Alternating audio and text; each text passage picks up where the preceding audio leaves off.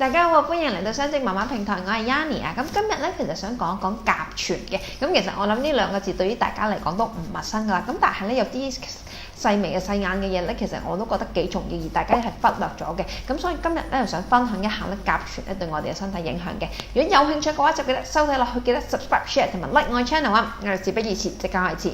大家如果對我講產品或者講座有興趣嘅話，都歡迎你 WhatsApp 呢個電話揾我。嗱，咁其實咧甲醛咧好多時候其實大家都已經知，就係我新屋入伙嘅時候咧就一定會有噶啦，因為啱啱裝修啊嘛。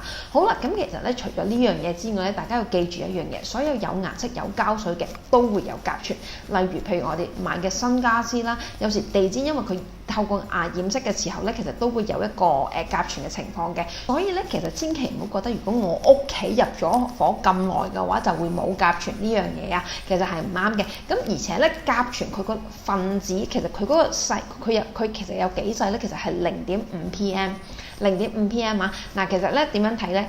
好多時候咧，坊間嘅空氣清新機咧，其實佢都係2.5 m 嘅咋，2.5 m 嚇，PM 2.5嚇。咁所以咧，其實嗱，如果 PM 2.5個窿咁大，你個甲醛係咁細，可能咁細啦，咁其實就會直接穿過佢嗰個膜㗎啦。咁所以咧，其實如果一部空氣清新機，其實如果唔夠好嘅話，唔夠細嘅話咧，其實係擋唔到甲醛㗎。咁然啦，咁即係咩意思啊？咁咪自己吸翻自己啫嘛，冇嘢㗎。咁其實甲醛我諗大家都知道，其實對本身我哋唔好啦，尤其是對小朋友，其實佢嘅腦部發展都唔好嘅。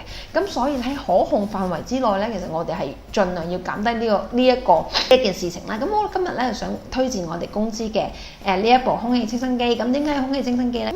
嗱，首先呢部機咧其實有咩咁特別先？嗱，首先咧認證嗰方面咧係不容置疑㗎啦，因為我哋攞咗好似4-5個認證㗎啦，包括英國過敏協會啊，或者係環球性嘅過敏基金會咧，其實呢啲認證我哋都攞完㗎啦。咁其實佢呢一個 product 最重要係乜嘢咧？最重要嘅其實佢係賣緊，佢係可以隔到0.0024 ppm 值嘅粒子㗎。咁即係話咧，其實甲醛啊，或者塵埃啊呢啲其實全部隔到。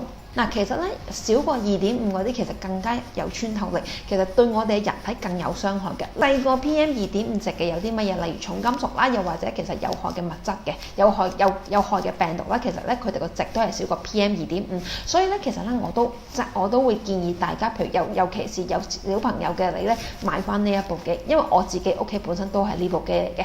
咁本身咧我阿爸咧就係有一個肺氣阻嘅人嚟嘅，即係好少嘅嘢其實佢都會咳得好犀利。即係咧，譬如以前咧，我屋企就淨係得某個牌子就係隔到 PM 2.5啫。朝早起身係勁多痰性嘅，喺度咳，夜晚或者會咳醒㗎。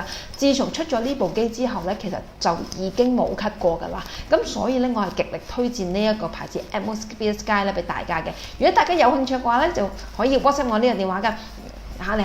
希望大家中意呢條片，我哋下次再見，拜拜。